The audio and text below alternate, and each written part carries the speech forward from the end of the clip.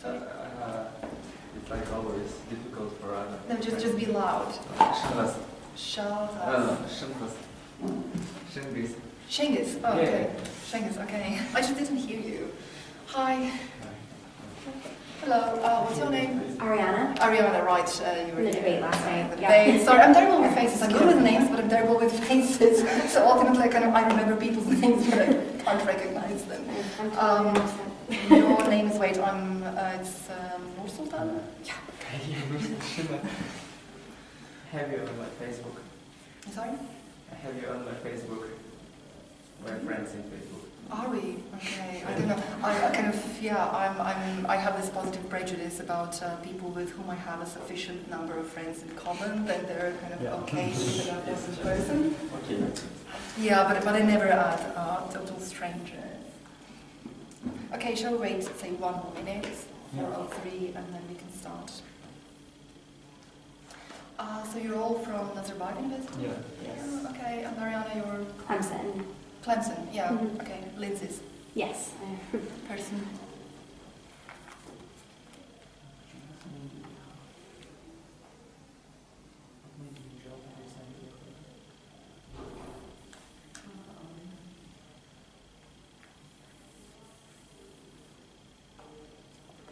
Finally, a room with some air. I was dying in the previous room. Oh, gosh. Some people, just kind of talking and feeling my blood pressure dripping out of me.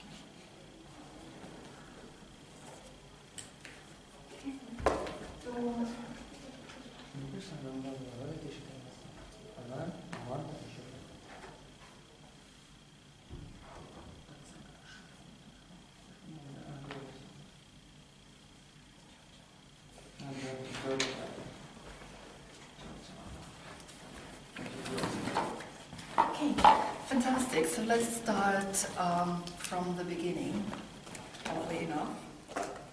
I'm going to tell you what is my reason for proposing this elective and doing this elective in IDAS. What I noticed... Oh, hi. Do you want to come in? I'm looking for Alfred's workshop. I don't know. So okay, I'll check it.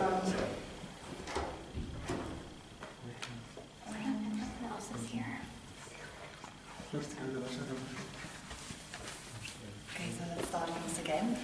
So what is the reason for doing stakeholder analysis? Well, simply kind of from experience with working with students in debate academies, with debaters seeking to improve their performance and judging kind of very many debates by now. I wish that I kept count, but I don't.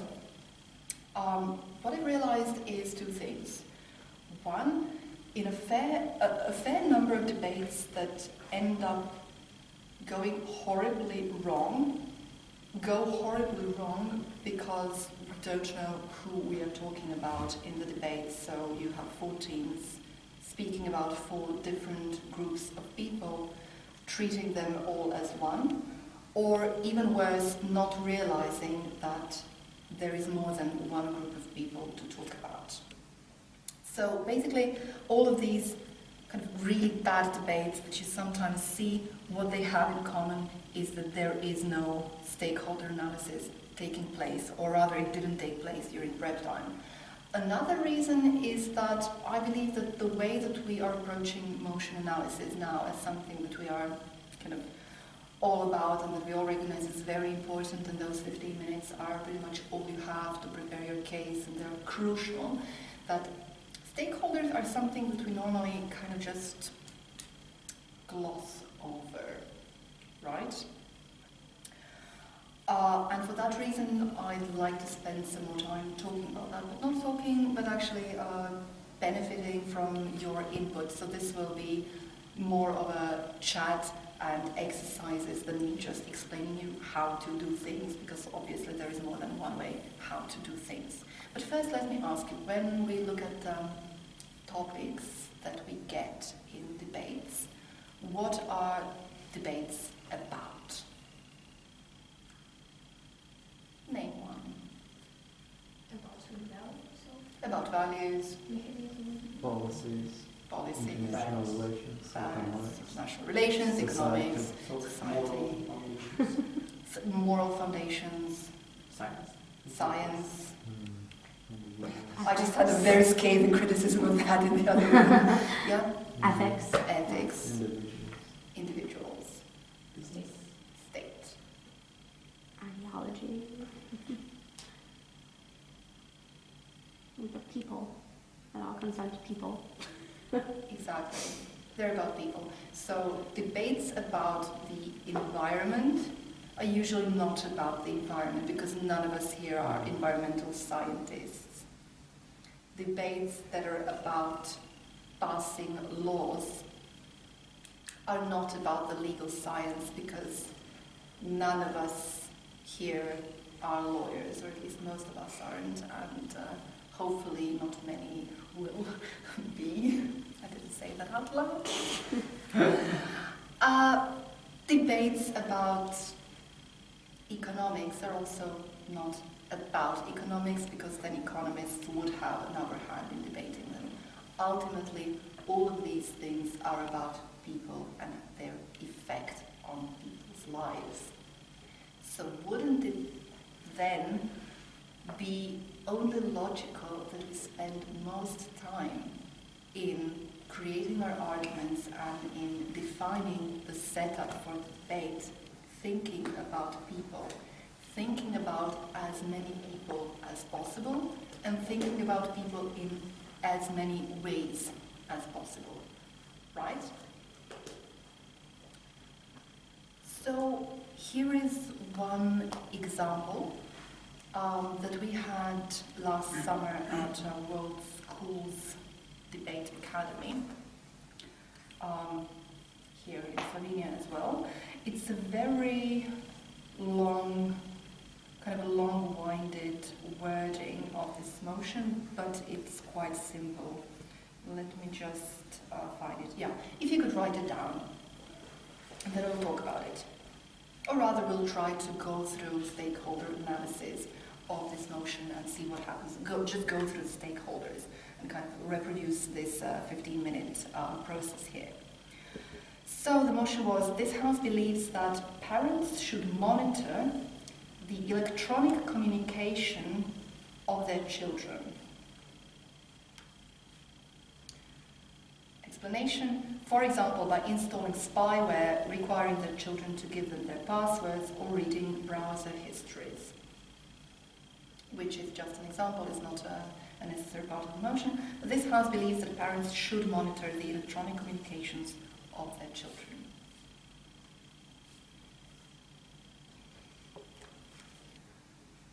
Okay, so it's quite simple.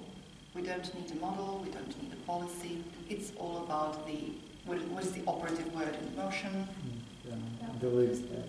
This House believes that, and then after that, Parents. Should. Exactly. Parents should. So we already know kind of the agent here. We know who the debate should be about. Or do we? Okay. So let's try and make a list, or rather, whatever you would do during your prep time when it comes to the point of defining your stakeholders. So who are the stakeholders in this particular debate? Parents, children.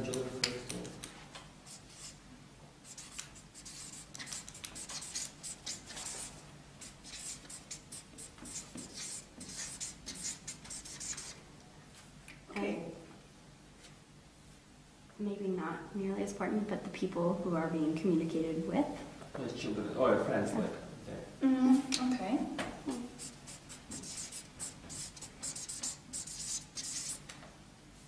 Friends, who else? By that you probably mean the state rather than the government set of elected people running a country. Right, so you mean the state. It's like whole society. Society.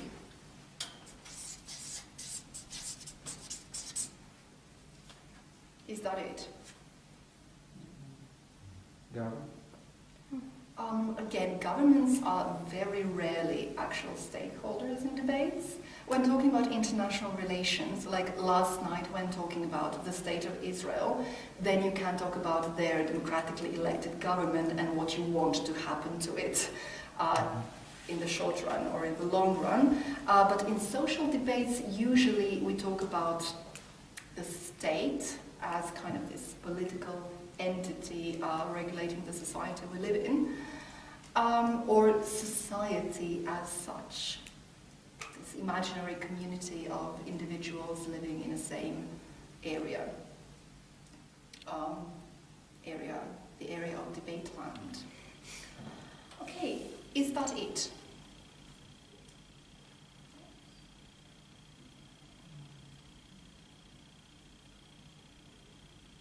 So what do you do after you have listed stakeholders? Okay, so tell me. What are stakeholders in the status quo and what they will have in the status future plan events?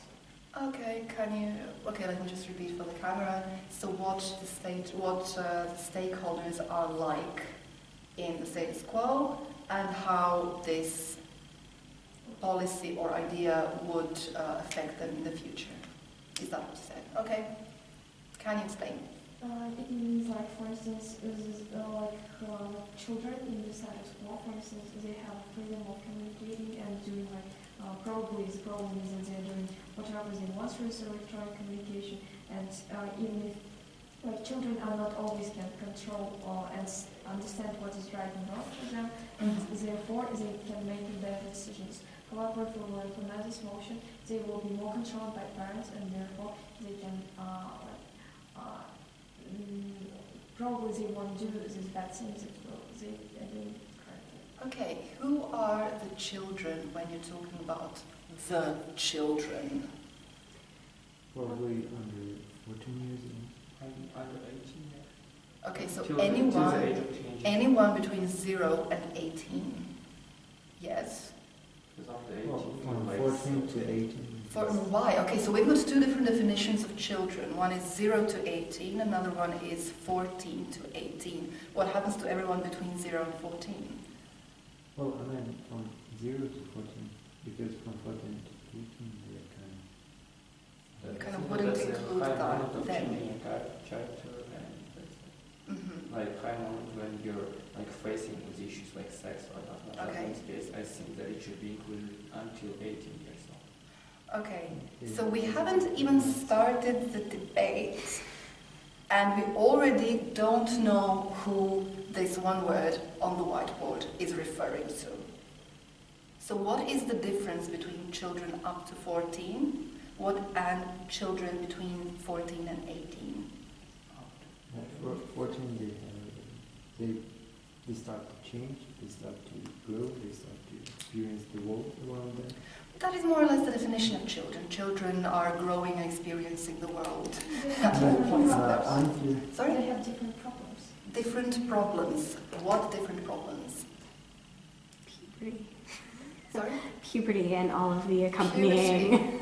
Okay, so what do we do about that? Because if we are to have this debate, we probably need to define these children, because if we talk about children, what happens, and this is where debates go wrong.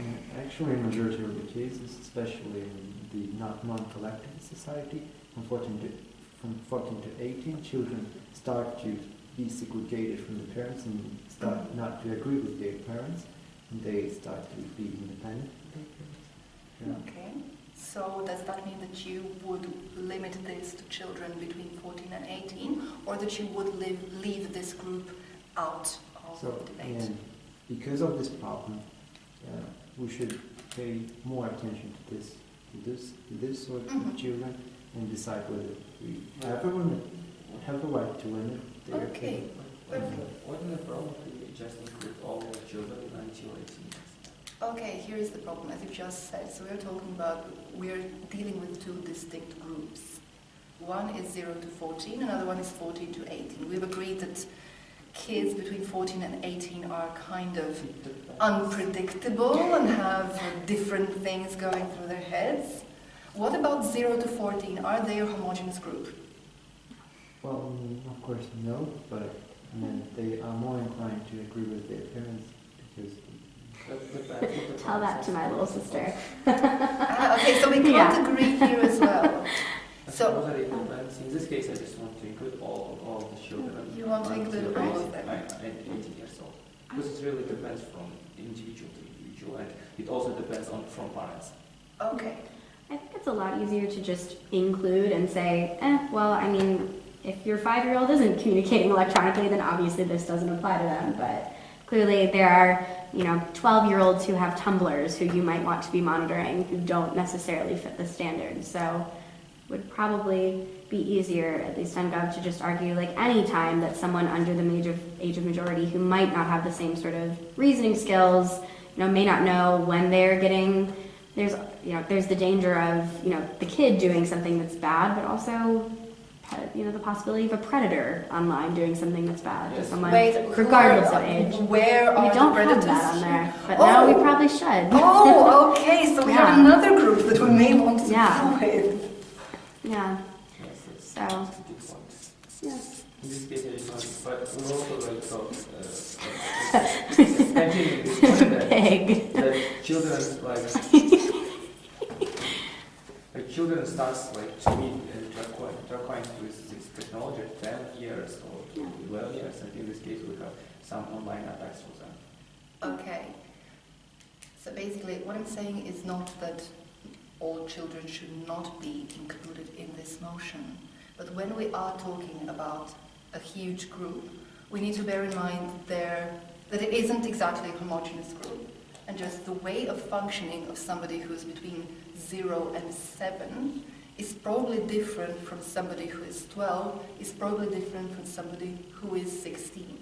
Now that is something that doesn't need to play into your argumentation at all, but by failing to recognize that, you are opening much more space for having an undefined debate where the opposition can reasonably argue that what you're talking about is not a problem at all because, I have a sister who is 3 and this is not an issue. Secondly, who are the children that we're talking about in this debate? Or actually, Which use electronic communication. So children who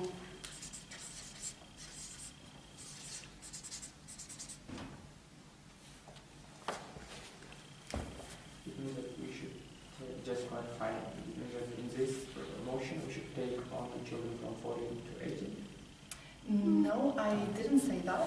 The motion is wide enough to include all of them, but what I'm suggesting to do, because it literally takes 20 seconds of your time in speech, or even less, to recognize that this is especially relevant for children aged between X and Y, and when doing that, explaining why. So do we have a consensus that the ideal age here would be 14 to 18? More or less? Yeah. Why? I might make it a little younger, but yeah. Okay, why would you go a little bit younger? I have siblings that are this age and know that they text and use Facebook and are constantly online with their friends, and it seems as if that age is just getting younger and younger and younger. So maybe not even defining it to a specific age, but just saying that for children of whatever age for whom electronic communication is very normalized and is part of their daily life, that it's particularly impactful on them, regardless of how old they are. But especially, it tends to impact adolescents more than anyone else. Okay. Any disagreements there? Okay, then let's move on. Where were we? So we were defining the problem. So why are we even debating this? because it poses threat to our children. What sort of a threat? Because the internet is immense.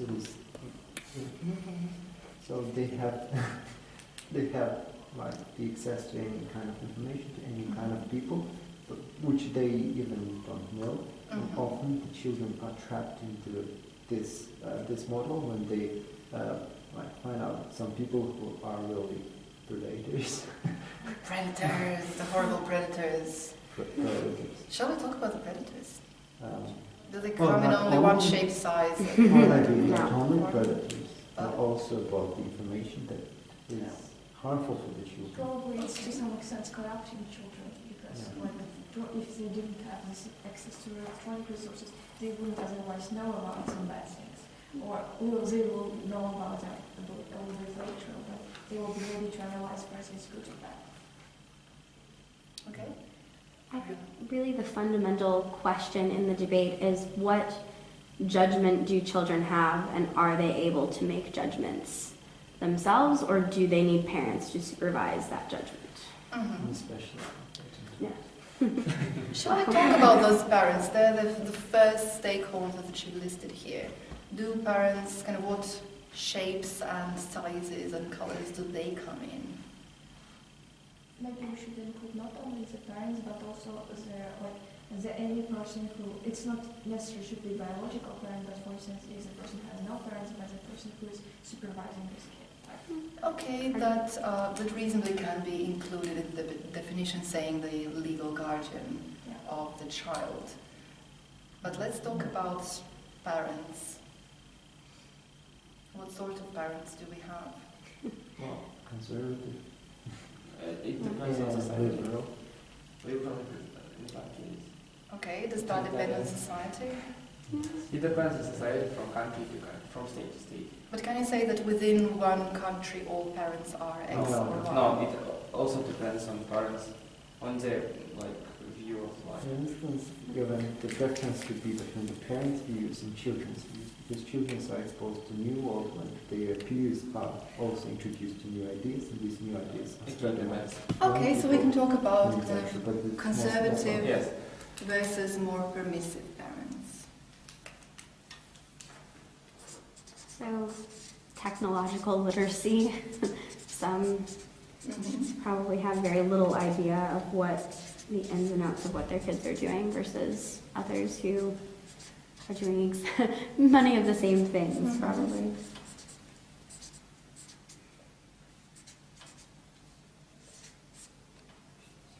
What else?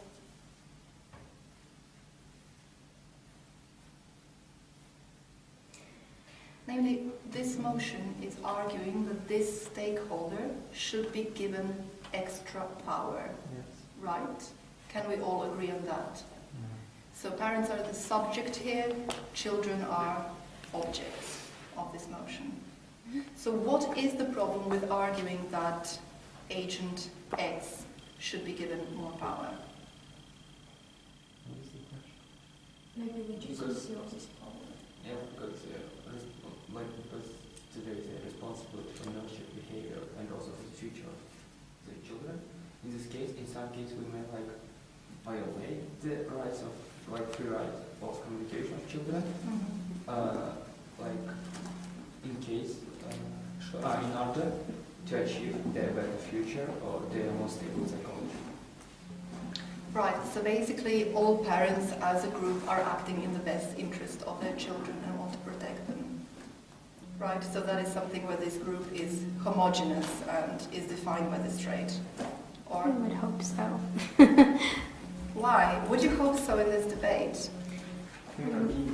If you're side government, you certainly hope so. Well, we haven't said which Yeah. side you are. We're simply preparing for this debate. Let's say we're going to have it, but we are preparing for it now. So you don't know which side you are. And even if you're government, if you fail to do this, you're actually opening up for a significant level of attack from the side that you didn't previously consider. So what sort of parents do we have?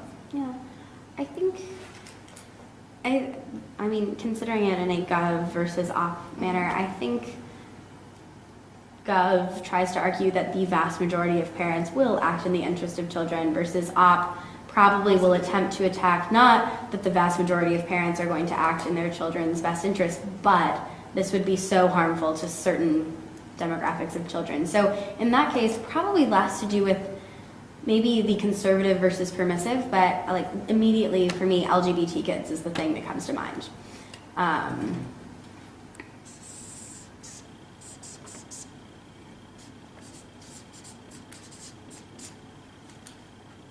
So what happens then if you've got a combination of this conservative parent and LGBT child. You have a parent who finds out when a kid is, is on a forum for, where people might discuss rejection from their communities or families about being LGBT, or might see a message between, a close friend who's saying, I'm gay, please don't tell anybody, my parents would be so angry. And there could be some sort of reprisal from the parents for finding out that information. Certain reprisal from the parents based on something that the child does or is. Can we take it a step further? If not, let's talk about these other groups that we've got here. Possibly the step further being that if a child knows that their parent is now monitoring their electronic communication, that they will no longer seek out information about their sexuality or no longer be willing to have someone that they can be open with about it. That it's a sort of a self-censoring in fear of reprisal. Okay, excellent. I can see some confusion. Okay. Also, probably who will implement this motion training for children, because it's like underground economy is a problem with underground economy. The same analogy when we know that the government don't legalize something and we are going to get penalized for this, we are more likely to do it underground. Black market, there's always black market. It's like a generic argument in all policy motions, and obviously in some they aren't. I'm just thinking about children which are shamed by, shame people by their environment. Like they do not like when somebody try to see their communications. Okay, so or children who are try to shy. see even their emotions. We have Right. these people which are really calm, quietly, and also they do not like to show their emotions even for their parents, even for their best friends. Okay, so people who are shy and who would have a problem with their privacy being violated. Right. Ultimately, that is what this debate is about, whether it's okay to argue that parents should steal or violate their children's privacy in their best interest. Also, so is it feasible to think about, for example, both children and parents, if they would have, if they have the same idea, the same ideology, it would be more problematic. For example, if both of them will be conservatives, and by the logic of conservative people are rational or something like that. I would just think that parents may not know, for me, everything better than me are. Okay, let's take it a step further. So you're saying we've got a scenario where... It's just, for example, if the parents will think that only me know what's better for children, children may have the same idea, only I know what's better for them. Okay, so where is the problem with that? It will be disagreement with children, with parents, conflicts. Okay, let's try to cross-reference this. So we've got the dichotomy between conservative and liberal, and children and parents. So how many scenarios have we got? We've got 4 scenarios. So one is conservative parents and children who are equally conservative and accept parental authority. Is it a problem No. in this case? No. So obviously we have a relationship that will function. Second is liberal parents and supposedly liberal children. So probably liberal parents want to do it because they're too liberal. They will decide not to do that. I mean, Yes. Right. Okay, so we've got parents who trust their children enough not to have to do it. So we've got a set of parents who will do it and children who will gladly allow it because they've got nothing to hide. We've got a set of children doing whatever, but parents who trust them enough and have a good relationship with them to not want to do it. We could also argue we have a set of children and parents where the children will gladly allow it to happen, and parents won't even insist because their relationship is already good enough where there is sufficient amount of exchange that there is no need for this policy. And then we've got 2 other cases. So Parents are conservative and children are liberal. children are concerned.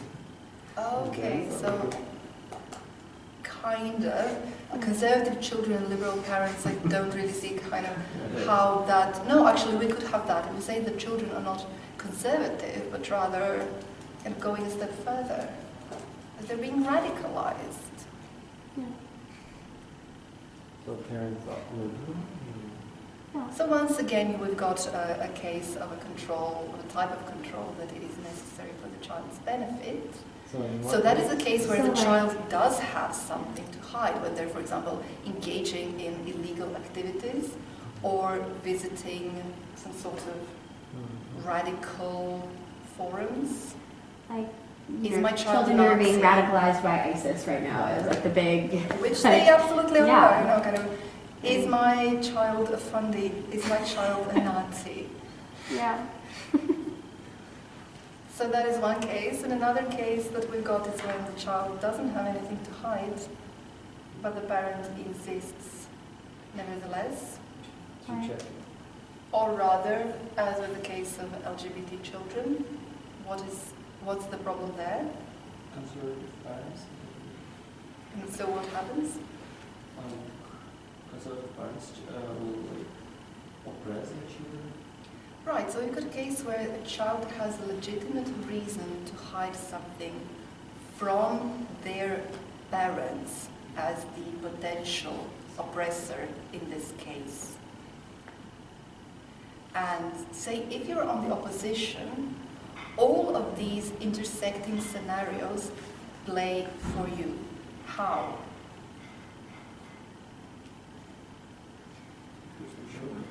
Are different. They are different, but you've got two cases where there is no benefit from this policy because it is within your status quo.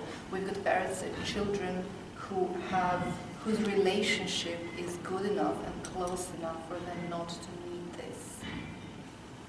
Right? So there is no benefit. But then we've got some scenarios, or one, where the problem is that it is exactly the parents the children are seeking refuge from in their online communication. So what happens in that case? Let's kind of take it to the logical conclusion. Question there.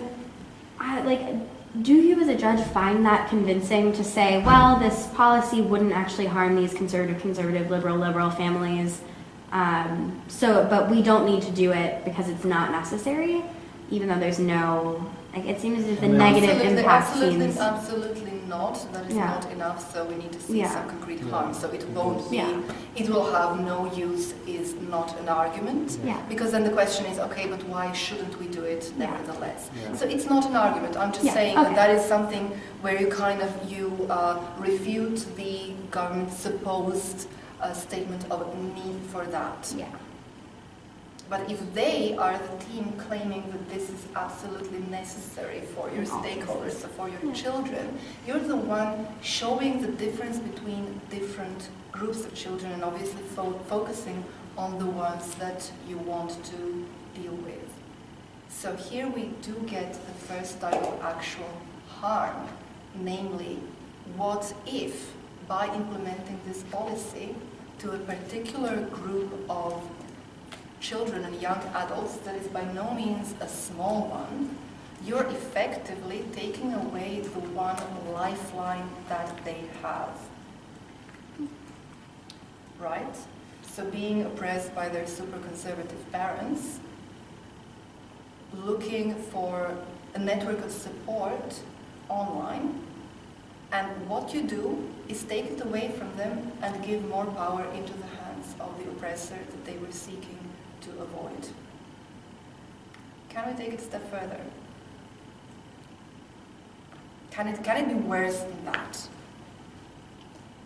There's always the impact of what children do in response to that increased power. That there is a fair amount of effort or evidence of suicide and self-harm and absolutely. That So it that manifests. so that is one group that we cannot ignore, right? Yeah. Because they are actually the most vulnerable group in this case. But let's go back. So for the government, currently we've got two groups of children playing, although we didn't define that group of children. So obviously we have children who are, I'm kind of now doing it for you. So obviously we make a difference between children who do use their online communication to communicate with potential predators and those who don't, those who use it for other types of activities, such as looking for social and psychological support. Although I think within predators, you certainly can divide that into something that combines friends and predators of peer groups and cyberbullying and etc. And then So there's we've certainly got the typical like stranger danger predator. bullies. Mhm. So that is definitely one type of predators, or, well, I wouldn't call them predators, but yeah, kind of negative influence online, right? People, danger lurking in the depths of the internet. Okay, bullies. What other types of danger are there? It can destroy the self-esteem of the child. Something like that. Absolutely, that's the danger there. Very Who good. else apart from bullies is there? Radical. Radicals, fine. That's actually quite topical. Yeah. So, propaganda? Propaganda, yeah, plays into Maybe some radicalism. pedophiles. Sorry? Pedophiles. Pedophiles, well, that is kind of obvious. We are talking about that Yeah. the whole time. That is the first thing that comes to mind. My 13-year-old will agree to have a meeting with who she thinks is a really cute 14-year-old boy, but it will be, a disturbed middle-aged man with a white van saying free candy. Of course, I'm exaggerating, but that probably is what kind of most people have in mind when they see it. So it's okay to put it down. Yeah. What about addicting tools? Sorry? Addicting tools. Addiction, fine. Dealers, yeah. Which may create mental disease, something like that. Also like pornography. Drugs, I porn. don't, by addiction though, do you mean drugs or more like addiction to like online, like World of Warcraft or something like that? It may be possible. You may be Yeah. addicted on pornography. You may be addicted on drugs because of it. Yeah. Fair enough. Addiction is also lurking. The point is that addiction more may lead to mental disease. That's Yeah. more important. Okay, here's something else though. Let's take a look at these pedophiles. What is your typical profile? Or okay, let's look at bullies and radicals. Young. Profile? Age? Pedophile. Oh, pedophiles, sorry. Profile is pedophiles or our Yeah, profile? kind of. Our profile is pedophiles. Single man, middle-aged, maybe older than middle-aged, but With some mental health problems. It's What's first that? mental problems Mhm. because it may be not only single. Case. What do you mean? We just had some issues when man was young and Mhm. not only single, but he was very Okay, proud so because of yeah, online troubled, probably abused, rides around in a white van saying free candy, yeah. or Or maybe dresses. aggressive. I mean, are we Absolutely. online or like? I'm asking Yeah. in general. Okay. I mean, sure, we can make these profiles, but honestly, it's all over the spectrum. It can be your youth group leader or a teacher or, Mhm.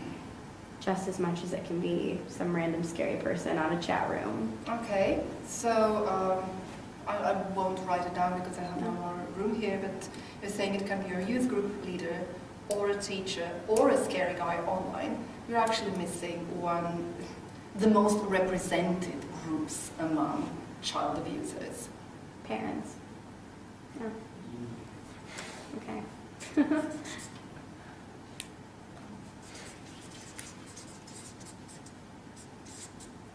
Right, Or so what have we got family here? members, but, So we've got parents who can be conservative or liberal, permissive. They can be technologically literate or not. But we also have parents who are good parents and parents who are not. So what happens with this group? let's run the analysis here. They will control so that their children will get They will control, yes, the children do not tell anybody about this, and the information will not leak out from the home. I kind of come back where if you're an abusive parent, whether it's violently abusive or sexually abusive or neglectful or anything, like I find it very doubtful that if you are already engaging in that behavior as a parent, that this is the extra power that will push it over the edge. And already, it's very rare for children to speak up about their abuse, but when they do, it's generally to people who they feel like maybe you could make a case that they might find that person who they could speak to online. But generally it tends to be a teacher, like an educator, like an adult who they are already close to, or sometimes a peer. But that I find it very unconvincing that that's the turning point that makes an abusive parent. Exactly, which is a fair argument to kind of defend this against it.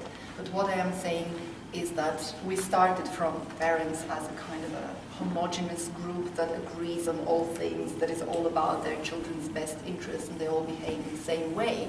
And children similarly as some sort of a homogeneous monolith. But the problem is that these groups of actors or stakeholders more often than not intersect. And if we fail to see that, if we fail to take that into account, we actually run the risk of having a debate about some imagined people that don't really exist in the real world. An example of such a debate that does tend to go terribly wrong would be something like, say this house would ban pornography. We had it just the other day. And the entire debate was run around kind of people who watch pornography and then other people that they interact with. Can we see a problem with that? We definitely can divide the world into people who consume pornography and those who don't. But are those the stakeholders that you want to have this debate about? Probably actors. Yes. Actors, okay, they can be stakeholders. Like objectification of women or not like that. Okay, so women are being objectified. Also producers which want to do money with this.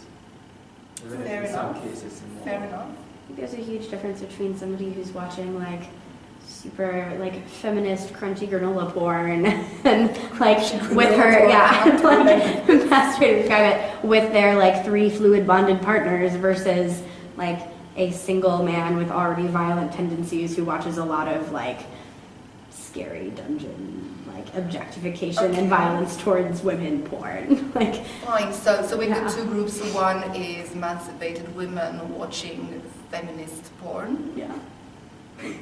All this kind of contentious crunchy granola porn. Women watch crunchy granola porn, and men watch violent, degrading, problematic porn. Is it the way it works? Two extremes, but Sorry? Again, only if you've got ministers participating in actual porn, which I'm sure is some fetish or subset of some fetish, your local politician producing, but usually, again, we're talking about the state rather than government, so government isn't actually... Can we talk about children? You can talk about children, but what I'm aiming at here is by defining the stakeholders here and talking about kind of people who watch porn, takes out a very important aspect of this debate, namely the breakdown by gender. Because the difference between a man watching these degrading scenes and identifying with the subject there, and women watching the same scenes and through the category of gender identifying with the women there, is a significantly different process and has different effects ultimately and leads to different outcomes. Is that clear? Does that make sense? Because these guys were probably trying to kind of be, I don't know, egalitarian or politically correct about it, so kind of talking about simply people, these bodiless and genderless people doing something, and these people then, I don't know, going into the street and raping someone, but just trying to imagine that these people that we're talking about usually do have a gender, right? And depending on their gender, the effect of this action or this phenomenon is significantly different. Why am I saying that? Because if you define your stakeholders as a single homogeneous group, you can derive an argument from that, saying X will lead to Y. But if you break your stakeholders down by traits, by identities, by different social groups that influence their experience, and depending on which their behavior is expressed, what you get is actually much more arguments and more in-depth analysis, because you can run the same argument showing the impact on different groups. So if you go back to parents and children, it is definitely more convincing if you can show that you have thought about all of these groups and show, okay, there will be no effect on these two groups, and that is fine. The effect on this group might be negative, but there is a huge positive effect on this group, and that is the group that we want to focus on. We as the government want to focus on youth that is endangered by radicalization. Then we talk about that, right? And again, if you're opposition, and if you accept that, if you haven't run this analysis before that, you will accept that, and you will probably lose that one, because the debate has been tailored with one set of stakeholders in mind, simply because we function like that. So basically what is needed here is, as I say, to give your people, given the debates are about people, but the people we're talking about probably come with, name and a face, but in debate, they come with age, they come with certain educational background, they come with a certain class background, they come with a certain ethnicity, they come with a certain position in society. Are they a member of a majority or a member of a minority, right? Especially if we are talking about any sort of social justice issue that affects LGBT individuals, that affects women, although by numbers they may be majority, but power-wise they are minority. So to tailor debates to your average Joe, who is, white and male, and that is kind of the way that most debates in the outer world are happening, is simply not doing justice to any of these topics.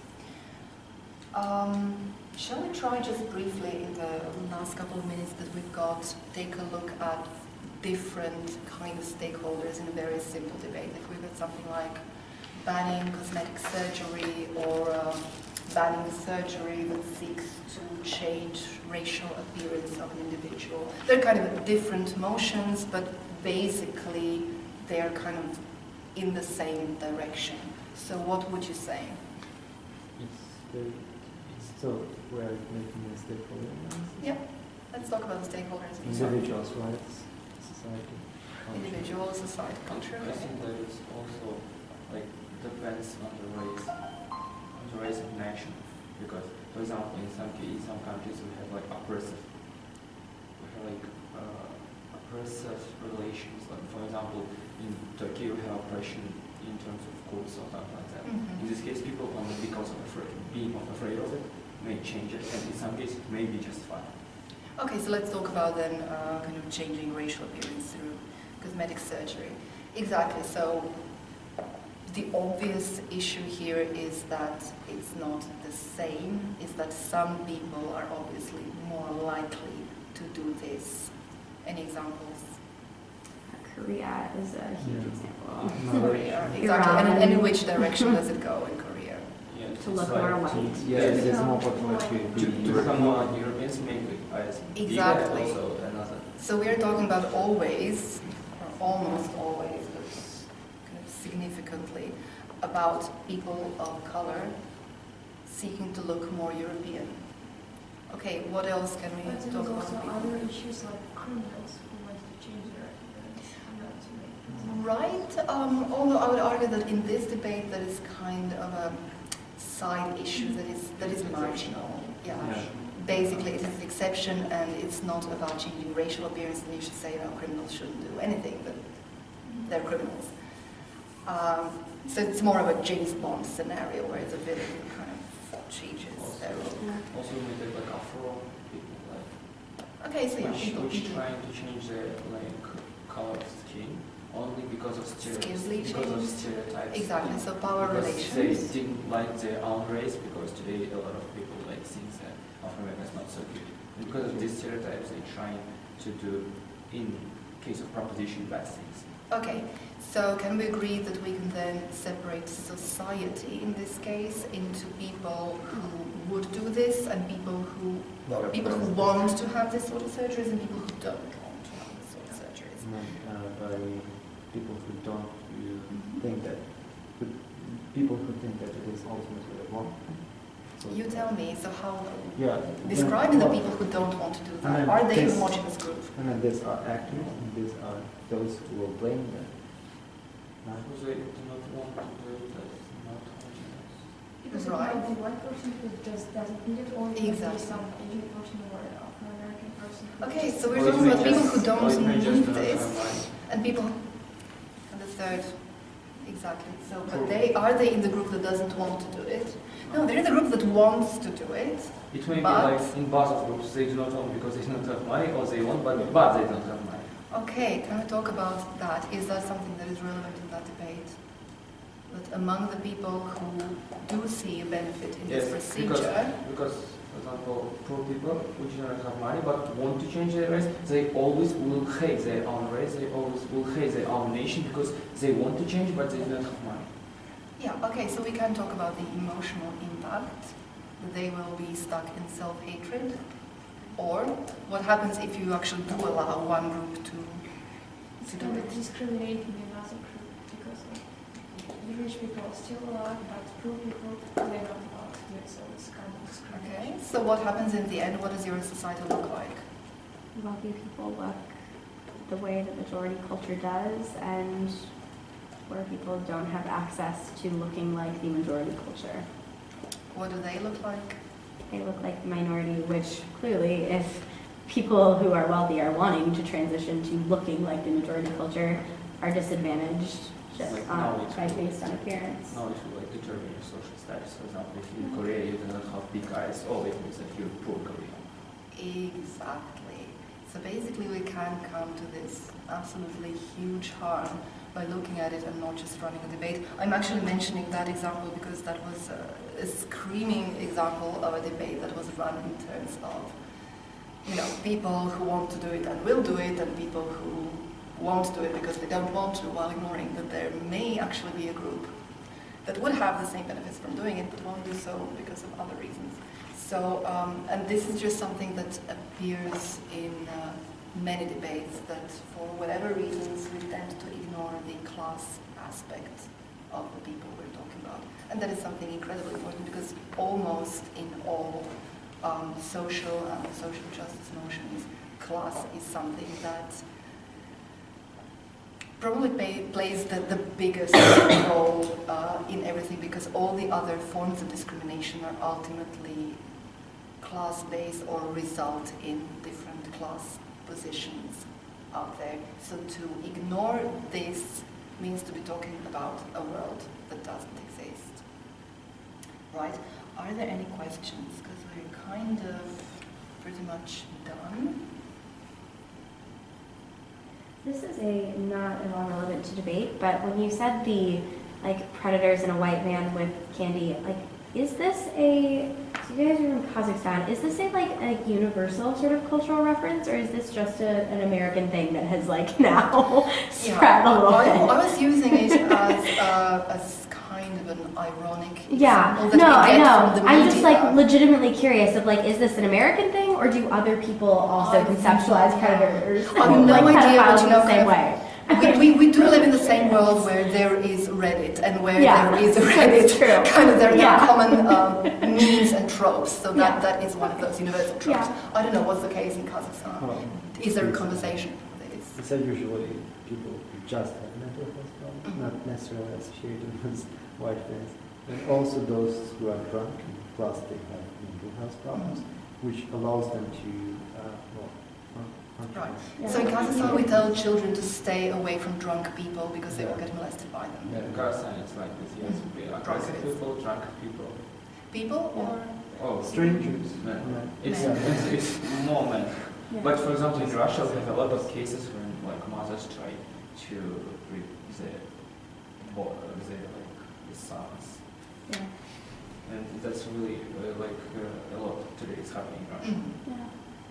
I create like what the stereotype of a pedophile is. It's like interesting. Yeah, well, I think we Different all grew places, up what kind it- of hearing "do not talk to strangers." Yeah. If they tell you they want to take you somewhere, even if they tell you that they know Yeah. your parents. Oh yeah. Yeah, it's usually, I think, like, could also give your child something, and do you want to Yeah. play with this little Yeah, this is the puppy, or- trending. Yes. Or There was just, this video. or I just saw coming weeks ago. from the behind of them and just breathe and go. Okay. No, Obviously, yeah. No, without go with me, just you are with me. And after that, Okay. after that you will find, you'll find her like that Yeah. somewhere. It's so funny. Like nobody ever says that to kids in the U.S. It's always don't go with a stranger. It's never. Well, you might just be picked up and that sucks for you. Right, because we're Yeah. operating within It's the like it's assumptions just that different. you are in a Yeah. park, you're in a public context. But Yeah. you know, if you see someone walking with a child, the assumption is that the child is with them willingly or Yeah. knows them. There Yeah. was this video I saw a couple of months ago. It's actually terrible. A guy does a social experiment Yeah. in a park Yeah. with the consent of the parents, saying, you know, kind of, if I wanted to take your child away now, do you think they will go? And they're like, no way. I raised them not to do it. They don't trust strangers. Never And would. then we He has a puppy. You know, he's not a stranger, he's a guy with a puppy. Of course you trust the guy with a puppy, and there are more puppies in that van, let's go! It's Yeah. actually pretty terrible. Yeah. Oh dear. Okay, but about these things, kind of, is this something that was already familiar to you, that you've already done before, or Ariana has? Yeah. Okay, perfect. Then I'm sorry, this was Oh no. nothing It's new. good. I think like we had a kind of this, but it's like more degrading because, like, for instance, analyzing more types of stakeholders, not just like 2 or 3, but maybe 5 or 7. But I'm wondering, like, if we will analyze all these stakeholders, does it mean that we can easily run out of time, like, trying to explain all this? Absolutely, yes. I mean, this is an exercise. It's all about practicing doing this, and after a while, you can sense where you need to focus your efforts. Also, in your speeches, you obviously won't be talking about all of them. It's all about just having an awareness of different groups that we tend to perceive as one, but kind of how the fact that this group is not homogeneous can then be used to construct your arguments. Why? Because you don't have to prove a complete inherent harm to just one group as such, as long as you can prove that there is a significant number of people, so a subgroup or a subgroup that will be harmed by something that is already an argument in itself.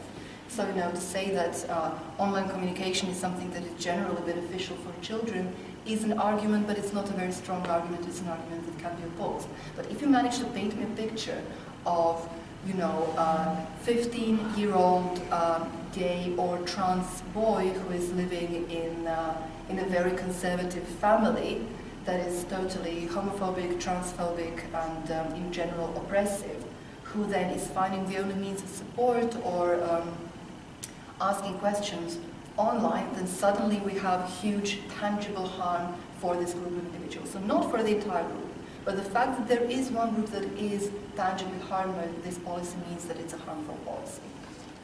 Right? And if we don't think about that, then we probably don't even get to this group, which, for example, happened in this debate. We were simply talking about children and parents. And kind of we all know what children are and what parents are. I think I use it a lot if I'm like my partner and I were stuck on emotion and they're just like, okay, we have no idea what to do here. I'm like, okay, let's talk about some stakeholders. Who could these people be? And like, that seems to help a lot, especially in IR. Emotions are hard. Right, yesterday, so that is kind of what happened. Yeah. I don't think it was even a case of a lack of stakeholder analysis, but not even thinking about the general groups of stakeholders, when only in, I think, in closing off, we're going to mention